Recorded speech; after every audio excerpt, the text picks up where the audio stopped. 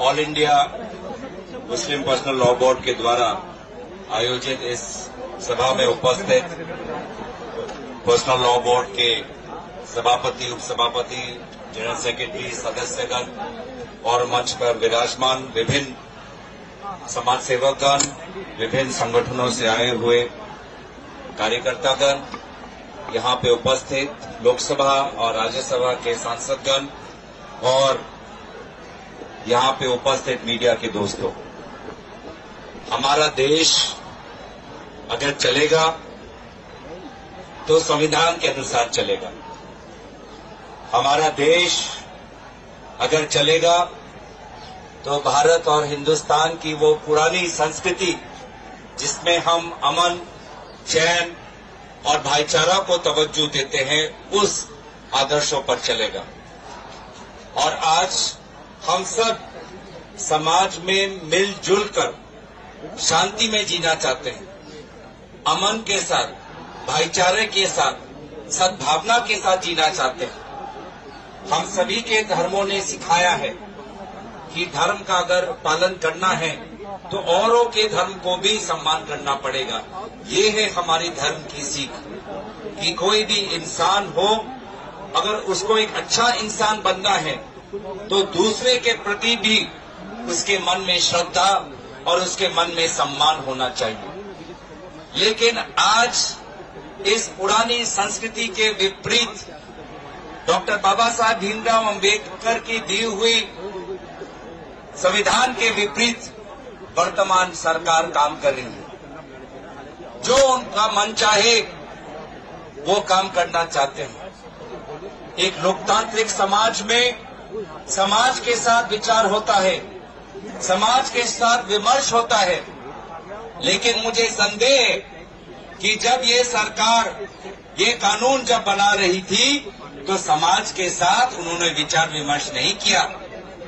उन्होंने आप लोगों के साथ विचार विमर्श नहीं किया, आप लोगों की राय नहीं मांगी, आप लोगों को शायद बुलाया भी नहीं होगा।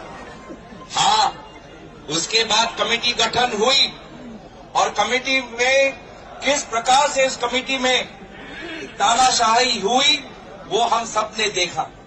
उस कमेटी का सदस्य मैं भी था। उस कमेटी के सदस्य आज हमारे साथ हमारे इमरान मसूद जी भी है, हमारे ओवैसी साहब भी हैं।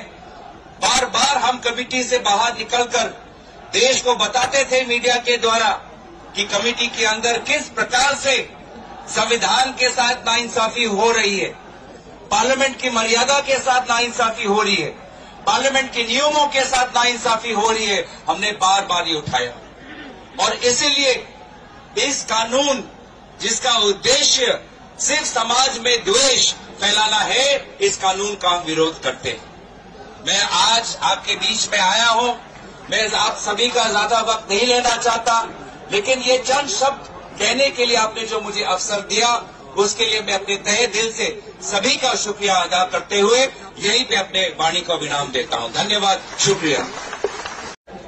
All India Muslim personal law board के द्वारा आयोजित इस सभा में उपस्थित पर्सनल लॉ बोर्ड के सभापति, उपसभापति, जनरल सेक्रेटरी, सदस्यगण और मंच पर विराजमान विभिन्न समाज सेवकगण, विभिन्न संगठनों से आए हुए कार्यकर्तागण, यहाँ पे उपस्थित लोकसभा और राज्यसभा के सांसदगण और यहाँ पे उपस्थित मीडिया के दोस्तों, हमारा देश अगर चलेगा तो संविधान के अनुसार चलेगा।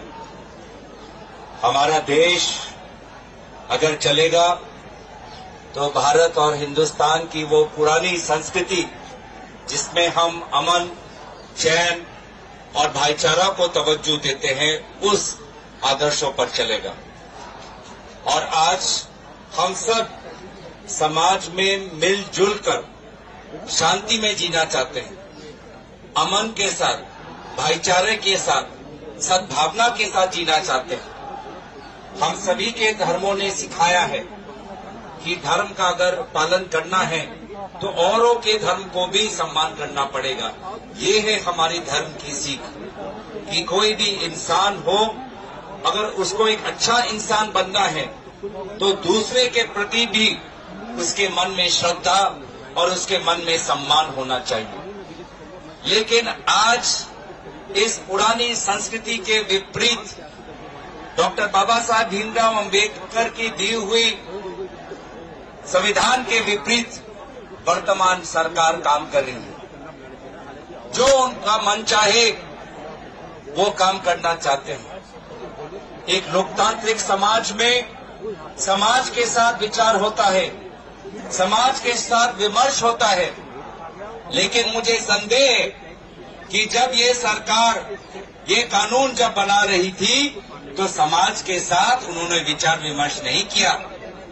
उन्होंने आप लोगों के साथ विचार विमर्श नहीं किया, आप लोगों की राय नहीं मांगी, आप लोगों को शायद बुलाया भी नहीं होगा। हाँ, उसके बाद कमेटी गठन हुई और कमेटी में किस प्रकार से इस कमेटी में तानाशाही हुई वो हम सब ने देखा। उस कमेटी का सदस्य मैं भी था। उस कमेटी के सदस्य आज हमारे साथ हमारे इमरान मसूद जी भी है, हमारे ओवैसी साहब भी हैं। बार बार हम कमेटी से बाहर निकलकर देश को बताते थे मीडिया के द्वारा कि कमेटी के अंदर किस प्रकार से संविधान के साथ नाइंसाफी हो रही है, पार्लियामेंट की मर्यादा के साथ नाइंसाफी हो रही है, पार्लियामेंट के नियमों के साथ नाइंसाफी हो रही है। हमने बार बार ये उठाया और इसीलिए इस कानून जिसका उद्देश्य सिर्फ समाज में द्वेष फैलाना है, इस कानून का हम विरोध करते हैं। मैं आज आपके बीच में आया हूं, मैं आप सभी का ज्यादा वक्त नहीं लेना चाहता, लेकिन ये चंद शब्द कहने के लिए आपने जो मुझे अवसर दिया उसके लिए मैं अपने तहे दिल से सभी का शुक्रिया अदा करते हुए यहीं पे अपने वाणी को विराम देता हूं। धन्यवाद, शुक्रिया।